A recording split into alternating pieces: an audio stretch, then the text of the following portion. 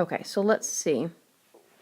For each one, they just wanted us to tell us what the growth factor is. So in this first one right here, B would be 10. Our growth factor would be 10. That would be like if you took something by 10 for each output. And that next one would be like 1.08. Okay, that would kind of be like an increase.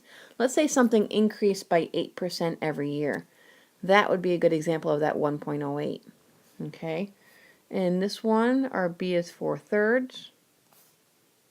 Okay, this one is not a growth factor. Okay, because this one would be decreasing because each time you're multiplying it by 0.8, so it's going down. And then this one right here is not exponential. This is linear. Okay, that's a linear function. So it doesn't have a growth factor.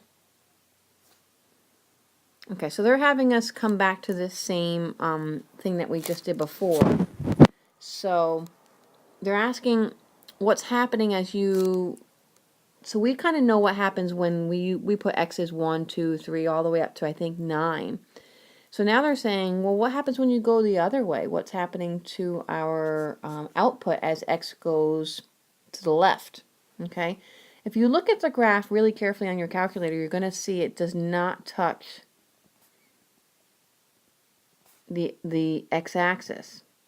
It comes close, but it never actually does. It approaches it. And if you fill in these values, this comes to be 0.5, 0.25. My output keeps getting smaller and smaller. 0.0156, 0.00391, and 0.0000977. So it keeps getting a lot smaller and closer to 0. But no matter how far out you go, it's never actually going to reach 0. Okay, so it's close. So what happens? Okay, the outputs get close to 0.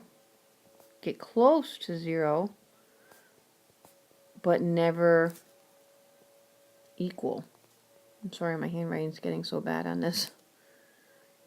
Hopefully you can, just from listening to me say it, you can see what I'm trying to write here. Okay, so they're same thing. They're at just what I just said, that if you use the trace feature and you go all the way to the left, you'll see that as x gets more and more negative, it gets close to the x-axis, but it's never going to actually touch it. And this is what they're talking about right here. When it does approach something like that, where the graph approaches 0, or it could be approaching something else, but it's what we call this horizontal asymptote.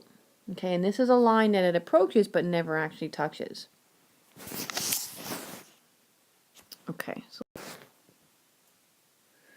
so now they give us another graph. I'm not going to fill in that whole table right there, but they're giving us another graph. It's very similar to our one. Okay, if I had to put the 1, 2 to the x on this, you would see that it just doesn't grow quite as fast, because this one would mean right here, if I were to, this would be like if I took a job and each day they multiplied my pay by 7.